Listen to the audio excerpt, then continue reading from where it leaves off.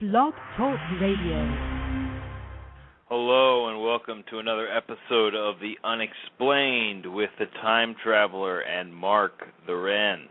My name is Logan Time Traveler, and I am welcoming everybody, all the listeners to this show, to another very important Unexplained. We will be joined shortly by our JFK expert, Mark Wren, and talk a little bit more, get some more details on this controversial subject that has been entertaining people for a fucking long time. But, you know, there's a lot of stuff to say about just in general, who was JFK and what kind of presidency was he conducting, and sort of what are some of the rumors about him and Marilyn Monroe? What kind of stuff was he planning that may have got him shot? You know, what sort of boats was he rocking? And you know, in general, what kind of stuff was he doing as president that would have ended up getting him and put in a predicament that he ended up getting killed in? There is, of course, a lot of talk about him wanting to go back to the gold standard, wanting to, you know, put our country's currency based not on a fiat kind of situation, but something that's very, you know, measurable, that is the amount of gold that we hold as a country. At some point, the bankers and the powers that be did get us off that system. And bringing us back on the system, a lot of people think, a lot of even people today think that that's the answer to a lot of our problems, and the reason why we ended up having to, for example, bail out all the banks when they did get to fucking up the entire economy as they did a few years ago. One of the reasons why we had to do that was because of the fact that those, once you take us off the gold standard, the backbone of our economy becomes these sorts of banking entities, and no longer can we just allow, you know, for example, we couldn't allow them to go bankrupt because they were kind of the underpinning of our economy. It's hard to explain, but there probably is it would probably be helpful to us as a country to go back to the gold standard. I don't know how viable that is, but there was definitely one person that was planning doing it, and that was Mr. JFK, and some can say that that might be the reason. Also, we have some stuff about, well, some information about him and Marilyn Monroe. But before I go on, let me get on Mr. Mark the Wren, and, you know, he really needs no introduction. What's up, man? Hi, Logan. How are you? Good. It's good to have you back on, man. Yeah, I mean, I'm just basically setting up. We're just going to, you know, talk about some other things that we didn't really get to talk to on the last show with regard to JFK and sort of the kind of presidency that he was running, and some of the rumors that were surrounding him and his extramarital type deal. Obviously, people know that he was kind of a philandering president, but how much is that just, you know, bullshit, and how much of that is probably true? So do you know what his relationship, for example, was with Marilyn Monroe? I don't know for sure, but it seems that he at least had relations with her, and also Marilyn in turn also had relations with Bobby Kennedy as well. So both brothers got to have the same woman, although not at the same time. But there you go. Yeah, wow. They definitely had a relationship, and that whole area of the glamour associated with the presidency, you know, in that era. I mean, you don't really get presidents now kind of hobnobbing with celebrities as such. We don't really hear any gossip. I mean, you look at Kennedy's sort of era from the sort of the early '60s when he was just a senator and he was preparing his presidential candidacy. You know, he's going to Vegas and he's hanging with Frank Sinatra and the Rat Pack Boys, and he's in these casinos and he's getting everything comped and he's getting all these young chicks coming up to him and he's having one night stands and the Rat Pack are running wild, and there's all sorts of tales of debauchery that happened around that time. Very interesting time. Interesting. So he was kind of an openly debaucherous president, and sort of a womanizing. Well, one of our first openly womanizing president, huh? President. Yeah, I mean, it's believed that that the press knew about it. Obviously, the Secret Service knew about it, and looked the other way and facilitated all these hookups and dalliances that he had at the time. I mean, considering, I'm not sure whether it's well known, but I think a few people would know that JFK actually suffered from back problems pretty much most of his life. He actually got to a stage where he was having really lower back problems, and he was having to wear a back brace, and he was actually wearing a back brace on the day that he was actually killed. So for someone with back problems, that didn't seem to stop him in the area of the bedroom. So whether he was just literally lying there while the women did all the work, well, good luck to him, because he had a bad back. He certainly wasn't doing the work himself, I would have thought. Yeah, what was the story that he actually injured himself chasing some chick around a pool? Yeah, I'm not sure about it. I've not really heard too much about that, to be honest. Okay.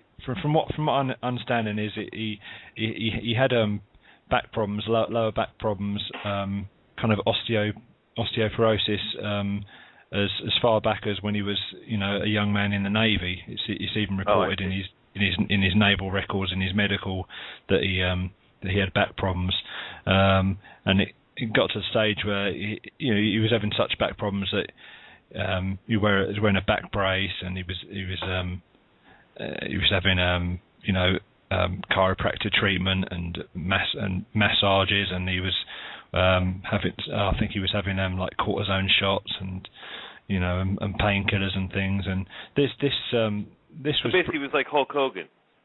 Well, yeah, it appears. Yeah, Hogan's having problems now, but obviously Hogan is an older man. Hogan's pushing 60, and Kennedy was having these problems from around about his mid-20s until his death in his early 40s. So he was, but I mean, he was having these extramarital affairs, and it's believed that his wife Jacqueline knew of them, and she in turn had her own dalliances as well. There's news that's broken in the last couple of days where there's been some audio tapes discovered, or shall we say brought out, that Jacqueline Kennedy gave an interview in early 1964 to a journalist called Arthur Schlesinger, and in these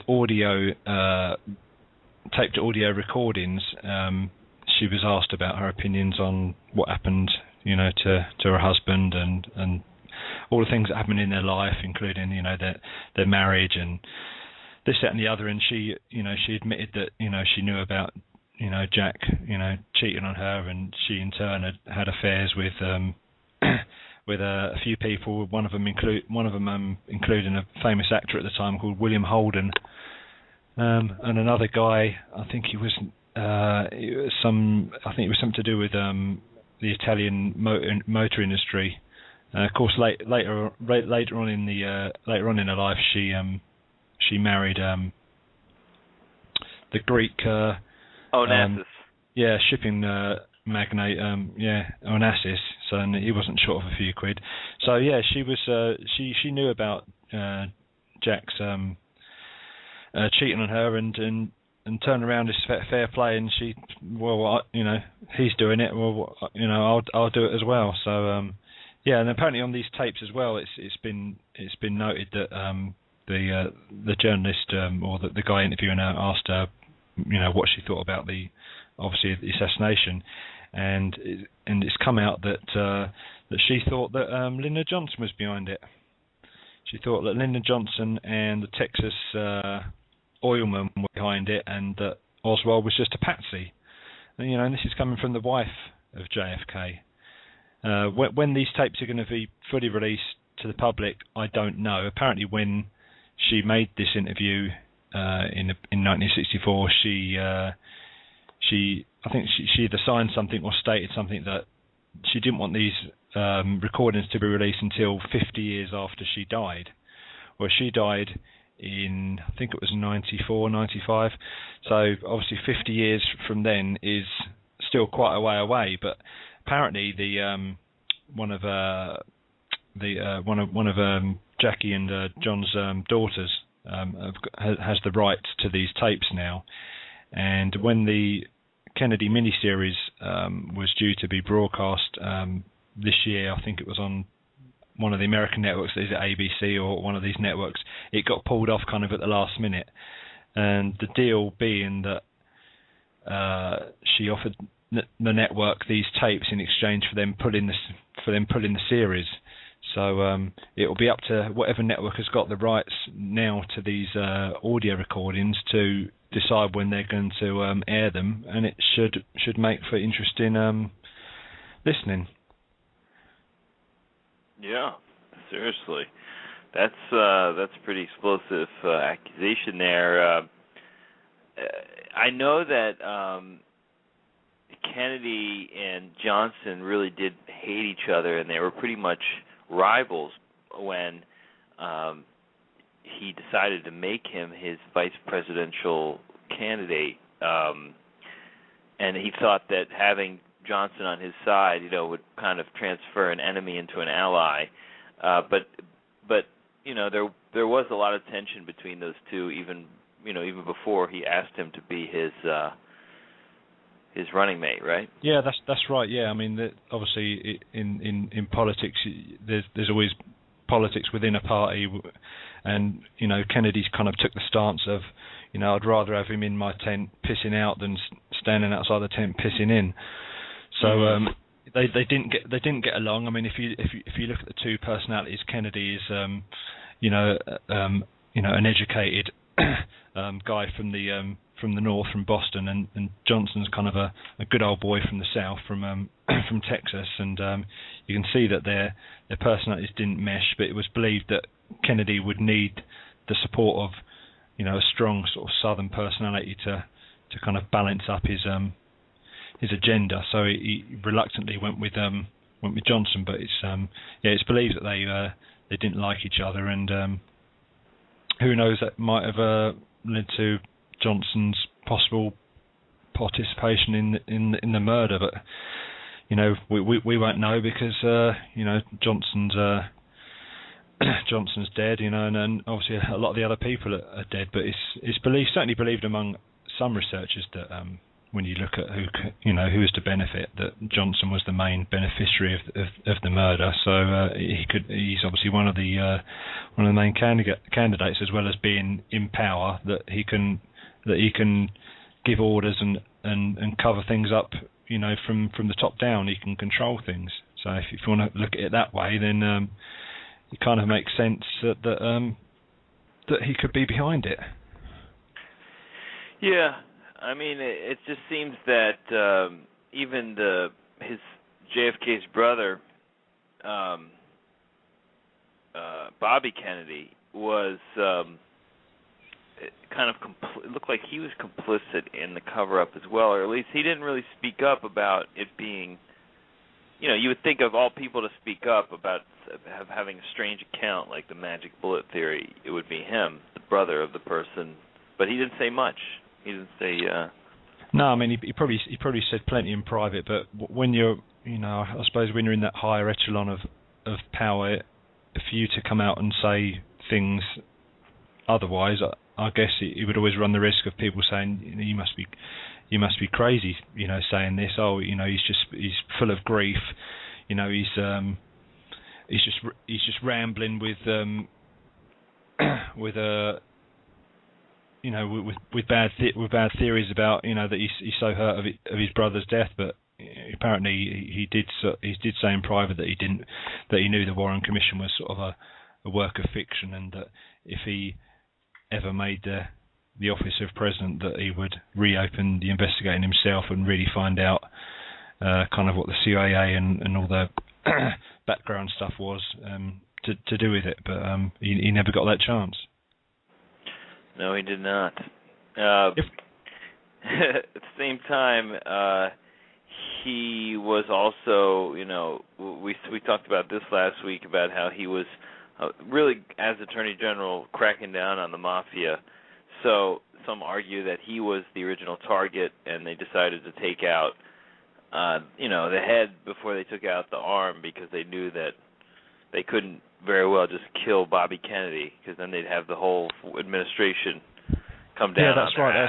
That's right. That's part of the kind of the people that believe that the mob killed JFK. Apparently there was a conversation between a comment that Jimmy Hoffa made, where Jimmy Hoffa obviously had a very public feud with Robert Kennedy. Robert Kennedy were trying to prosecute the mafia and had problems with the Teamsters, and Jimmy Hoffa was the head of the Teamsters, and apparently Jimmy Hoffa was quoted as saying, I want to kill Robert Kennedy, and then someone put it to him, well, if you want to kill the dog, you don't cut off the tail, you cut off the head. And that led to people sort of thinking that obviously when someone as dangerous and violent as the mafia make a threat, then 9 times out of 10 it gets carried out, and the orders get given, and the wheels are in motion, and that's it. But for the mob is quite a good theory, because obviously they can be cold-blooded killers for a crime like this, but although they could conceivably have carried out the crime, you could conceivably say that they may have hired the actual assassins.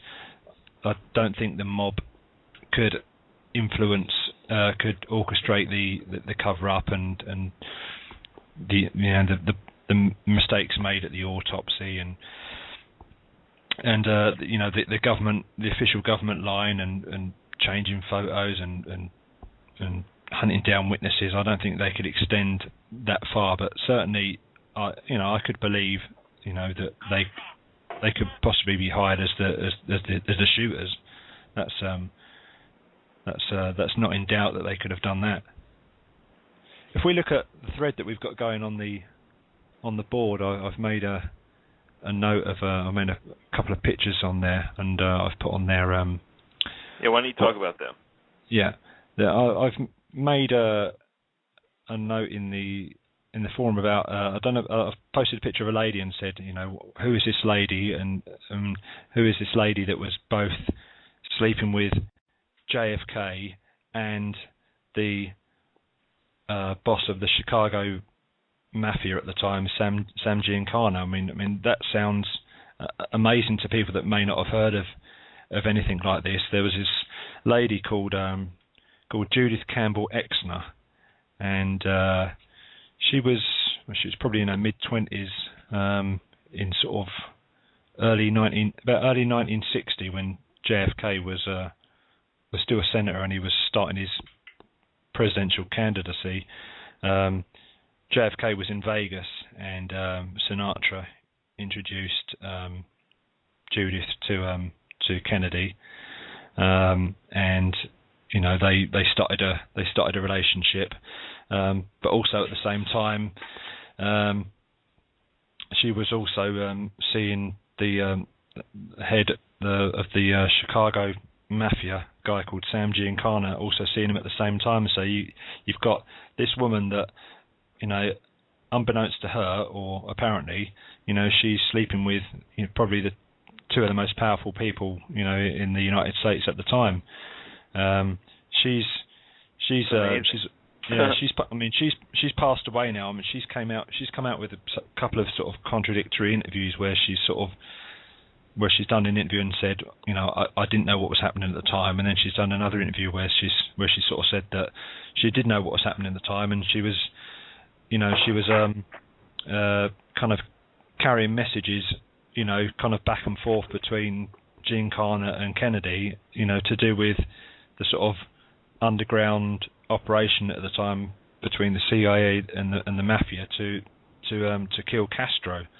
So she's sort of saying that she didn't know about it, and on the other hand, she's also saying that, you know, she was passing on messages between, you know, because obviously you can't have JFK ringing up Giancana and talking on the phone.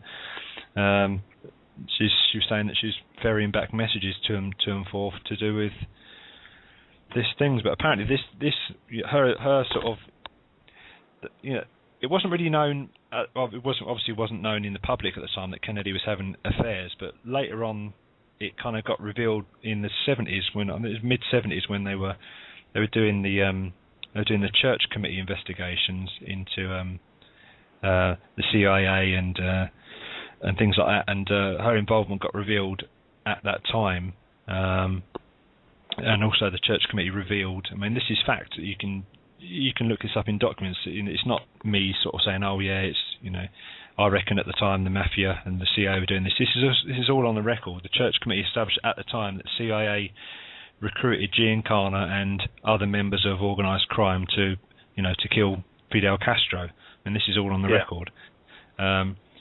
Judith Campbell Exner had an affair with Kennedy for close on 2 years, and it's believed that the affair ended when Hoover confronted JFK about this affair and saying that he knew it. I mean, Hoover was like the master of wiretaps and, you know, and having eyes and ears in kind of every hotel and every kind of celebrity interest. You know, Hoover knew about it. I mean, he had files on. They reckon he had files on kind of every kind of politician, every you know, Hollywood star, and, you know, there wasn't nothing that he didn't know. So he knew about it, and I don't know whether it was a case of Hoover kind of blackmailing JFK, but it was probably put to him, you know, President Kennedy, you can't carry on like this, and the affair was ended. And it's also been speculated, or Judith also said in another interview that she'd had an abortion at the time. So, you know, if she hadn't had an abortion, she could possibly have, you know, had, you know, JFK's child. And she's also claimed in interviews that because, you know, kind of the White House knew that JFK had such a high sex drive and that he couldn't really go out to, you know, to bars and to parties to pick up women, that they would kind of ferry in sort of, you know, high class kind of call girls and hookers, you know, and get him into the White House so that he could satisfy his sex drive. So it makes for pretty interesting stuff. And then obviously you've got, you know, fast forward, you know, 30 plus years, and you've got probably Bill Clinton probably doing things along the same lines. So history kind of repeats itself there. Yeah, well, Bill Clinton, you know, let's face it, Monica Lewinsky was no Marilyn Monroe, but exactly. But you know, I think Clinton was a little bit white trash compared to JFK. Yeah, I mean, apparently JFK was, you know, Clinton's kind of hero, and I think Clinton even said in interviews that, you know, when he would get into the White House, he would find out about Kennedy's murder and release details, and nothing ever come of it. Whether he found out and got frightened, I don't know, but nothing ever come of it. Oh, that's true. Now, there's also some speculation that there's some alien information that maybe JFK wanted to release that might have led people to want to shut him up. Have you heard anything of that nature? Well, it's kind of add another theory to the list. I mean, you've got the normal theories, and then you've got the ones that kind of go outside, the groups or the people that were to benefit. And you've got things like, JFK was going to go public on aliens, and another one that's quite popular is that JFK was going to do something with the federal money, and the Masons and the kind of the Illuminati and stuff wanted to rub him out because he was going to mess about with the bankers and the money. Well, he was going to go back to the gold standard. That's which right. Gold standard. Yeah. A lot of conservatives would like to do that today, thinking that having this kind of fiat currency puts bankers, or at least puts the Fed in way too much control. And the Fed, people don't know about the Fed, the Federal Reserve. They call it the Federal Reserve, but it's not actually a government agency. It's a private entity. Yeah. And they were given a lot of power. I think I'm not sure who took us off the gold standard. I'm trying to remember who actually took us off. But regardless, the point, I think actually, let's see, I'm trying to think now. I think it might have been Eisenhower, but I actually can't remember. But at some point we were on it, and then we were off it. And I don't necessarily know the ins and outs of what it means to be on the gold standard or off the gold standard, but it seems to me that once you come off sort of a reality-based currency, you're in territory where you become beholden to the ones kind of declaring what your currency is valued. Like today, United States Treasury bonds were, or not today, but a couple of days ago, were downgraded in terms of their risk or their rating. Yeah. And it's sort of like it's interesting just the way, private entities are basically judging, the full faith and credit of the United States and giving a rating on it, and it's like we're subordinate to whatever that rating is, and it's really odd that there's just all this private power involved in determining whether or not the United States has money or not, or so it just goes to show you that we've as time has gone on, we've kind of given more and more power over to private enterprise, to the point where they basically have captured the government and captured the currency, and that's probably why we're in the state today, and that's probably why we can't elect anyone really that has any real power or has any real desire or motive to help the regular person. It's mainly just somebody. They hire representatives to work for them. They call them presidents, and we're forced to deal with them. Yeah, they're just kind of front men for the corporations, and if you want to look at it that way, it doesn't seem to be a president that's kind of for the people and will look out for the interests of the common man. It's just more of like a good old boys club, and let's just help people that I know that I went to college with, and that was in my fraternity, and people that I've dealt with before. Let's not upset the corporations. And I mean, America's got some problems at the moment, some big problems, but then again, kind of the world has. But there's other countries that that, especially in the kind of Eurozone, there's problems. There's obviously been problems with Greece, and there's rumours about problems with with Italy, and they're kind of looking at the map of Europe and thinking, well, what's the next country that's going to have problems? Will it be a country as big as somewhere like France or Germany or even the United Kingdom? It's very difficult times for a lot of people. Well, yeah, I mean, it's worth looking into what the reason is, because basically, everybody in a lot of conspiracy theorists talk about one world government, and you can see the effort, for example, of Europe to try to come into a one currency system. That's part of that effort. So United States has its currency, and the euro is sort of the counterbalancing currency. But the problem is that you have all these countries that are part of the European Union that started out as poor countries. They weren't, and it was almost like you could have seen this coming. So, it's almost like manufactured crises for the purpose of instituting fascism. You know what I'm saying? I mean, let's face it, like all the measures that they always come up with are always hurting the everyday person instead of, the moneyed classes.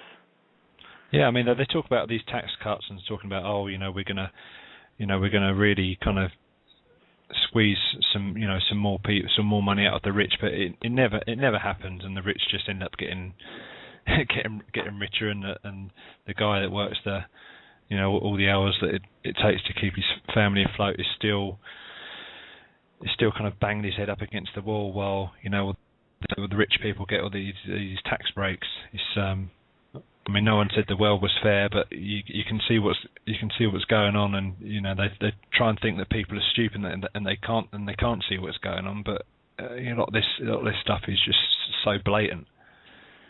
Well, yeah, and you had the Kennedys who they came in, or John F. Kennedy came in,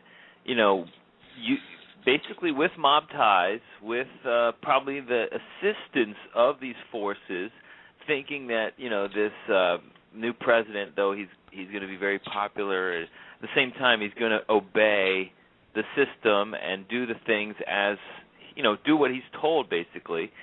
And maybe he's just one of those presidents who are just like, I'm not going to do what I'm told. I'm here now. I'm going to rock the boat. And a lot of people thought Obama would be that kind of president. Turns out that Obama was just acting. He wasn't.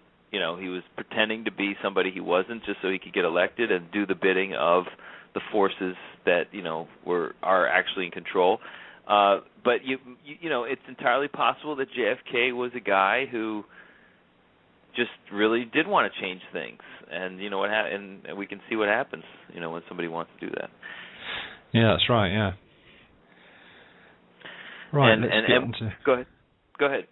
Right. No, I was just thinking about the era of the we were talking earlier about Marilyn Monroe. I mean, obviously she's probably sung the most famous rendition of the Happy Birthday song when she sung Happy Birthday, Mr. President at Kennedy's. I think it was his birthday party, I believe, and that was at Madison Square Garden in New York, and that was a year before he died, so that would have been 1962. So obviously, she's probably the most famous version of the Happy Birthday song, and it's one that a lot of people, when they try and do that version, they try and imitate the Marilyn Monroe style of singing that song. And if you see footage of that performance that she gave at the time, she's absolutely unbelievably great at that moment. And if you are Kennedy, or if you're Robert Kennedy and you've got a chance of getting with Marilyn Monroe, then who could blame them? I suppose the equivalent of this today would be, if it was Obama, and I don't know, who would you say would be on the level of a Marilyn Monroe these days? I mean, like if Obama was fucking J-Lo or something. I mean. Yeah, I suppose Jennifer Lopez could. Yeah, someone that's an actress and a singer, I guess. Yeah, Jennifer Lopez. You imagine if that happened and that came out a few years later, people would be going crazy about it. But it was interesting. It's like back then it wasn't a big deal, though, obviously, because, or at least it wasn't something that people were as eager to go after as they are today. No. I mean, the whole celebrity culture. Like the press was more respectful, I guess, of the celebrities back then, or at least the president. In fact, if they had known, they may have known stuff and just chosen not to fuck with him. Yeah, it's believed that they did know stuff, but if they wanted to keep their job and to keep getting get into the press conferences and that sort of thing, they'd have to keep quiet. It's certainly I certainly believe that even back then there were kind of gossip columns in the papers where if you kind of read between the, if you knew who they were talking about, you would figure out that they're kind of talking in code about a certain person A is been seeing certain person B, and if you kind of were in that world, then you would know who the columnists were talking about. But the whole JFK hanging out with Sinatra and the Rat Pack, I imagine that would be, if you can imagine Obama going clubbing with I don't know, George Clooney and Brad Pitt, and that's definitely who it would be, like the people on the Ocean's 11 cast, or Ocean's 12. And it's and Obama has gotten pretty chummy with the Hollywood elite, to some extent. He can do no wrong with them. So that's the deal there. But at the same time, there was this kind of magic. They call it Camelot. I remember there's a lot of references to Camelot. And can you explain that reference at all? Why they would call it? Was he supposed to be like the new King Arthur or something? Well, I've never really understood that kind of. I've never really understood that statement they've been saying. It's conjured up. Camelot is obviously kind of historical deal to do with King Arthur and the Knights of the Round Table and this sort of peaceful time where these charismatic people in charge, and maybe it's along the lines of that people could possibly see that there was going to be some kind of dynasty evolving from the Kennedy family, because obviously as president you can only serve 2 terms, so you could ideally say that John could serve 2 terms, and then Robert could serve 2 terms, and then Edward could Ted could serve the next terms, and then you've got their children and things like that.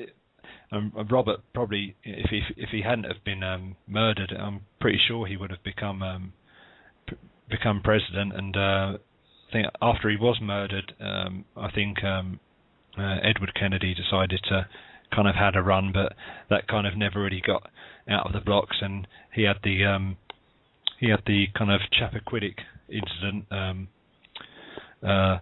in his closet that people could bring up from time to time. The Chappaquiddick deal was when he was believe he was kind of drunk driving or something at the time and lost control of a car, and his secretary or his assistant was in the car, and it went off I think it went off a ramp or a deck or a pier in Chappaquiddick, Lake Chappaquiddick, and I think he kind of got himself out of the car and sort of didn't bother to get her out of the car, and kind of left her to drown, and decided sort of not to report it straight away and just leave it till the next morning, and that whole thing painted him in a really bad way, as it should.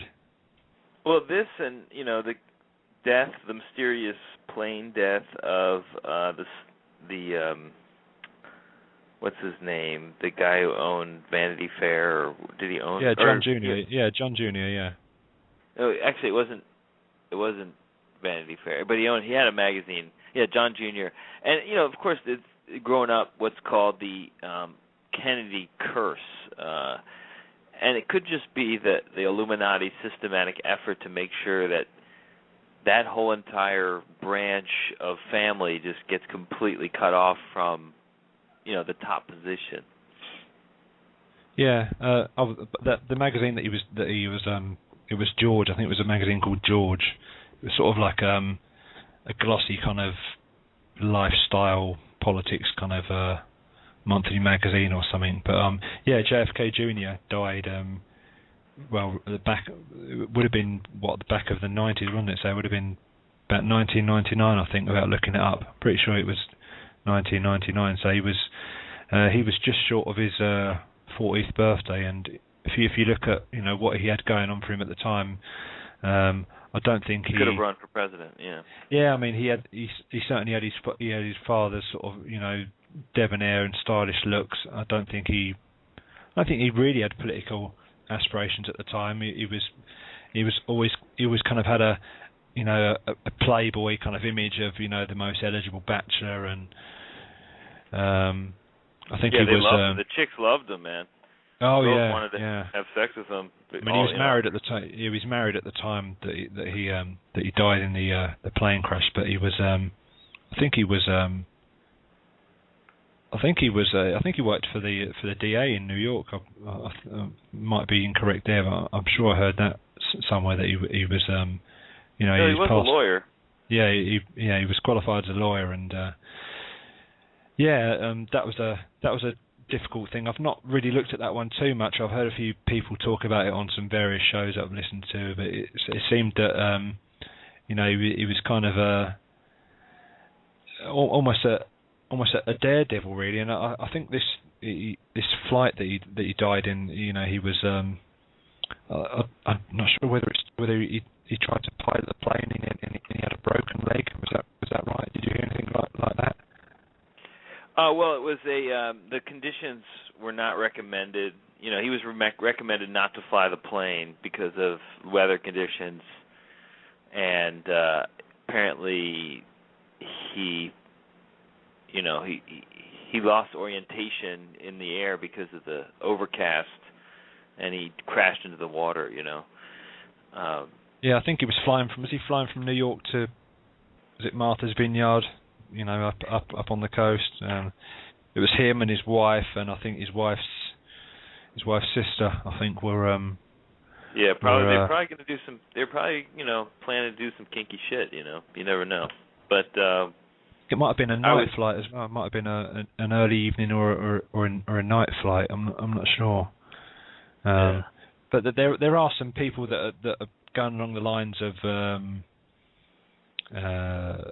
That there might have been something more to it. I certainly believe that he I'm not so sure. I'm just trying to read now. I think they're saying that he fractured his ankle in a paragliding accident, and he'd had surgery and had a cast, but I think the cast was off. But he was walking, walking with like a cane up until the flight. I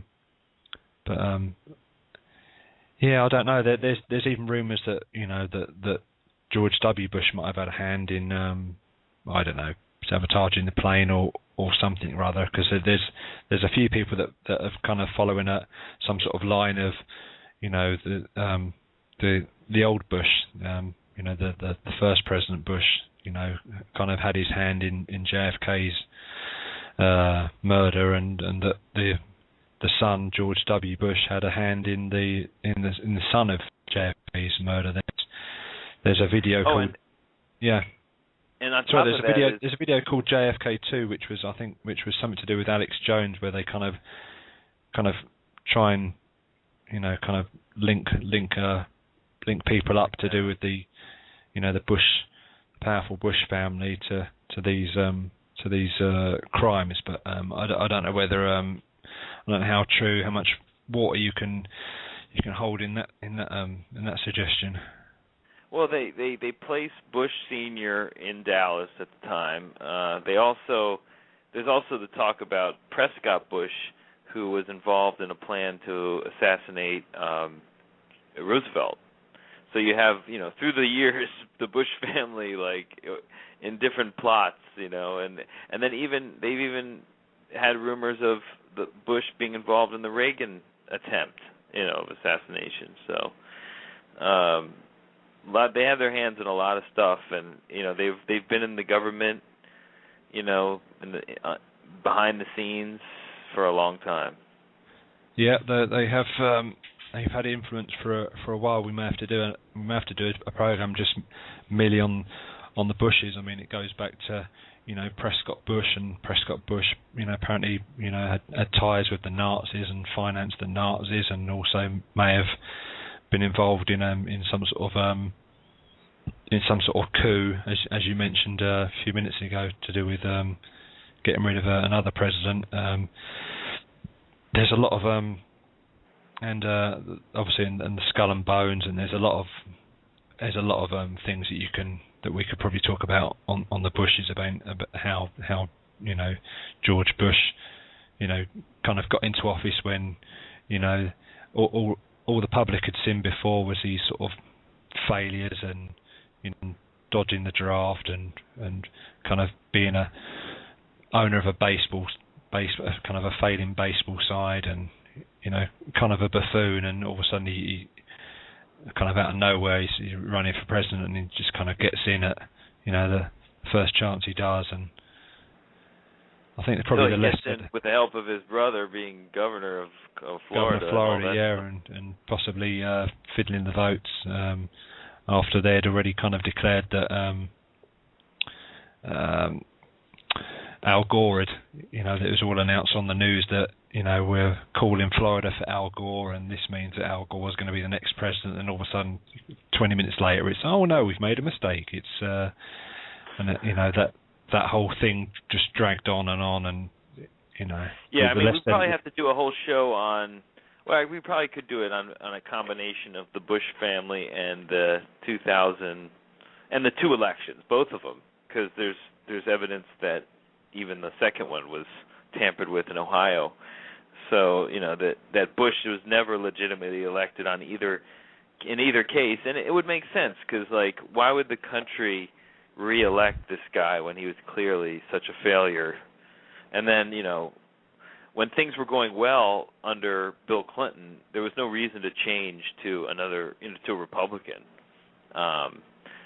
They tried to derail him with the Monica Lewinsky. They only ended up making him more popular. So people sometimes argue that Bush came to power because of that scandal. But yeah, certainly if you probably watched the Michael Moore documentary Fahrenheit 9/11. Yes. Yeah, I've watched that a few times with various people that have been around my house, and we watched some stuff, and I remember kind of watching it at the time, and you're thinking, how in the hell is Bush going to get re-elected after watching this movie? And of course he got in again, and you're thinking, what are the American people thinking? Why are they voting for this guy? Look at the mistakes he's doing. He's ignored all this intelligence for the attacks, and then he's just kind of denying that he knew nothing about it, and he comes across as kind of some sort of country buffoon. He just doesn't know what's going on, and he's constantly on holiday, and he's constantly goofing off, and you're thinking, how the hell is he going to get in next time? But he seemed to win quite comfortably for his second term, and you just wonder what who's voting for this guy, and how does he get in? It's absolutely ludicrous from the outside. People in our country were kind of laughing. So how does he get in? Why are these? Who's voting for this guy? Is it these religious, kind of freaks down in the South, and the middle of the country people that are just believing in all this George Bush born again Christian stuff that he's throwing out? How the hell is he getting? How is he getting re-elected?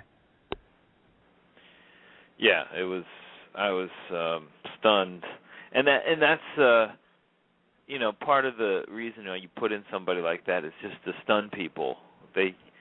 Because that's what happens when you have when you want to make a big change and really just to have a double whammy of putting him in there in this really weird way through the Supreme Court basically putting him in, and then this double whammy of having the terrorist attack shortly after to solidify his legitimacy, even though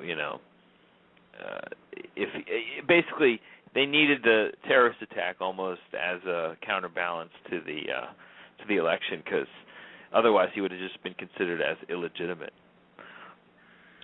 Yeah, I'm a little bit disappointed this week that we've not had many questions kind of laid on. We've had quite a lot of positive feedback on the show we did last week, so that's good to know. But it's a little bit disappointing. I think people are in general afraid to be associated with the topic, because it's been so beaten to death. Yeah, maybe. We'd like some some ideas or suggestions of some other topics. We've had a few people, we've had a couple of people mention that they want some topics on like ghosts and UFOs, aliens and things like that. I mean, I'm sure we can probably cover to some degree those kind of topics, but I think we're probably more interested in the kind of the political stuff or the personalities that are around a lot of these subjects. So I mean, in future shows we can get into 9/11, we can get into the Bushes, and we can get into famous people like J. Edgar Hoover and Nixon and Watergate. Going to do is, with regard to like the alien show, I'm going to try to find somebody to have on that you and I, as not very, since we're not like well into it, like to have somebody on that really has a lot to say about it, and then we can question. You know what I'm saying? So I'm looking for an expert, and if you listening and you are an expert on, the UFO contact that we've had, then please check us. Get at me at Logan Time. My email is logantimetraveler@yahoo.com, and just email me. Let me know, and we'll put you on. But and any other subject that is occult is hidden. The Bigfoot subject. We'd love to do a whole show on that with an expert. That has information that we can pick your brain for. So that's probably how we're going to conduct the rest of the shows. In this case, you were the expert. But in most of the other shows, I'm going to try to get a third person on that has a real working knowledge of the stuff. Yeah, I mean, there's so many topics that we can get into. I mean, we don't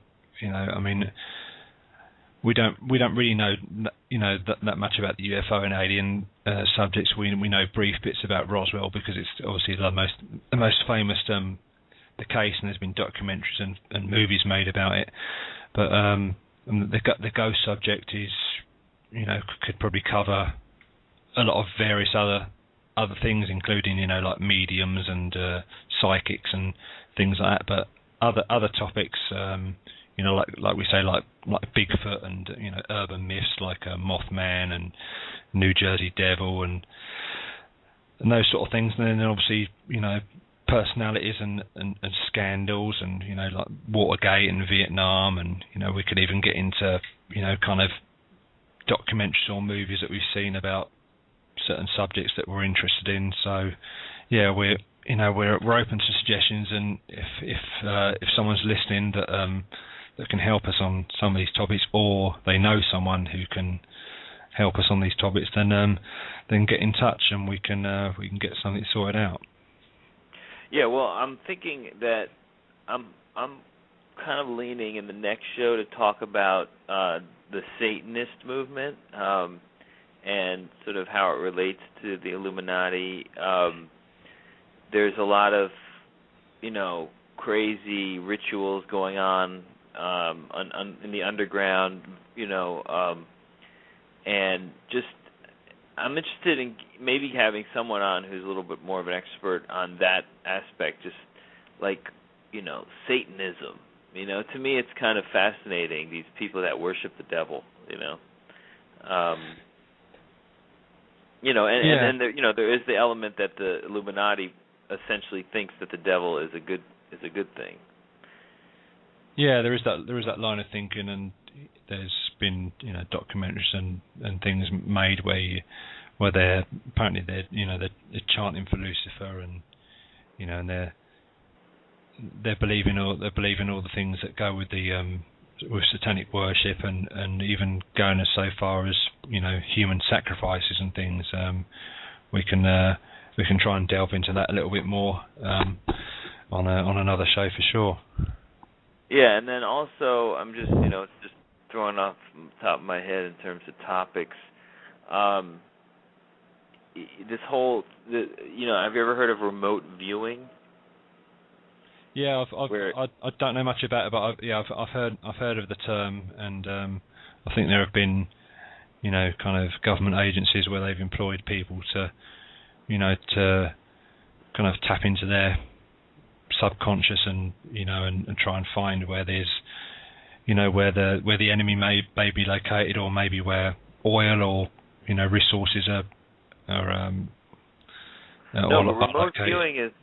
remote viewing refers to being able to peer into the past. Yeah. Using like a machine that is able to like look, but that's about it. Some people argue that that's the only kind of time travel that we've been able to develop. That type of thing. Yeah. To just look into the past, but we can't affect it, or to the future, but we can't affect either one. Yeah, I mean, we can certainly do like a program where we're kind of talking about various. I mean, with you being a time traveller, but obviously you're not revealing your methods, but we can get into some of the more kind of popular type of time travel type deals. I think probably the most famous one, where there was an experiment, was the Philadelphia experiment. Okay. They literally made a battleship disappear. Yeah. Yeah, and there's people who have claimed to be time travelers who are now gone. Like people don't know where they went. So.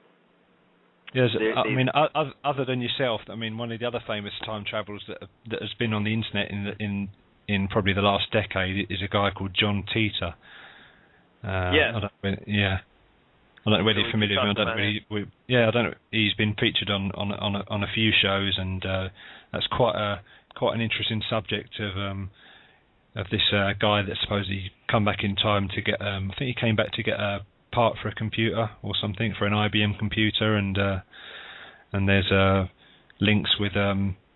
He come back in the future, and he was talking about there being a civil war, happening in the United States, and the son of the guy, I think, exists, in the current day, something along those lines. I'd have to look into it a bit more, but I don't think this guy has been heard of for a few years. But when you initially start reading it, you think, oh, it's just someone making a prank. But as you get further into it, you think, well, maybe there could be something to this, because this guy seems to know quite a lot, and he's got some of these things are accurate, so you can't entirely dismiss it out of hand. That might be an interesting thing to get into. Yeah, which maybe that'll be our next show then, to look into that, because I think though that there's we got to do a little bit more research, so it might not be. We might be able to get to it next week. It just I'm just thinking I'm going to see if I can do some research on that before we do a show. But yeah, and basically use Coast to Coast as a guide. I mean, I'm always going to look over there and see what they're talking about, and then we can just kind of piggyback off them. And if Brian ever resurrects his show, then we can kind of try to do at least the same sort of topic so that we cover the same things. Yeah, I mean, Coast to Coast is a great guide. I mean, they do some great shows there. They do some kind of. They kind of border on the crazy sometimes, but you've got a lot of good research on some of the shows, and they cover everything from UFO and aliens and ghosts to just people's healths, and what are the good things to eat, what things can you do to make your life better. There's a lot of interesting stuff, and I've been a Coast to Coast listener for probably 10 years or so now, and I listen to probably a couple of shows a week, and there's some really interesting stuff that they do on there, and if we can get anything close to what they've been covering, or anywhere near as good as what they've been, then I think we'd have done pretty good. Right. So what I'm going to do now is try to set up. And hopefully by next show I'll have like people set up for a couple weeks show, so that we can give a little bit of preview what we're going to do. So right now it's a little up in the air, but we'll try to come back next week at the same time, and if you're game with that, on whatever we do. And bit disappointing that we haven't had callers this week. I thought we might have had some callers. There were a few people on the thread talking about we taking calls on the show, and no one's called in. I thought maybe Justin might have called in, Justin T, that called in last week. Few shout outs for Underbaker and Fred Garvin and Cheekbone and Big Drink and Well, we had a lot of live listeners. I didn't throw out the numbers, so maybe maybe they didn't think we were taking calls. I should have. Shout out to Neville. Yeah, shout out to everybody that's listening. I mean, we have about right now like 34 live. Underbaker. Shout out to the Underbaker. But we're all the people in the QCW chat room. Big shout out. DC Sniper. Yeah, DC Sniper, great man. One silver, great man. Yeah. So, but the point is that we're here. We're gonna try to make this into more of an institution. Really capture what Coast to Coast used to be. I'm not, I don't. Maybe they're still doing it, but I feel like they're still good. They're still good. Yeah. They're still good. But we want to continue on that kind of idea and just.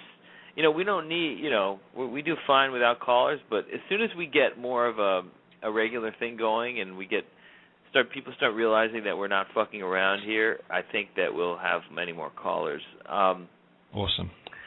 So I just want to thank Mark Wren and thank everybody for listening today. It's a little up in the air. I'm thinking we'll probably do some time travel stuff, depending on what kind of information I uncover, and see if I can't get a good guest on to supplement Mark Wren and I, and then we'll be back. So either way, we'll be back next week, 3 p.m. Eastern, 8 p.m. GMT there. So thanks again, Mark Wren, and thanks everybody for listening.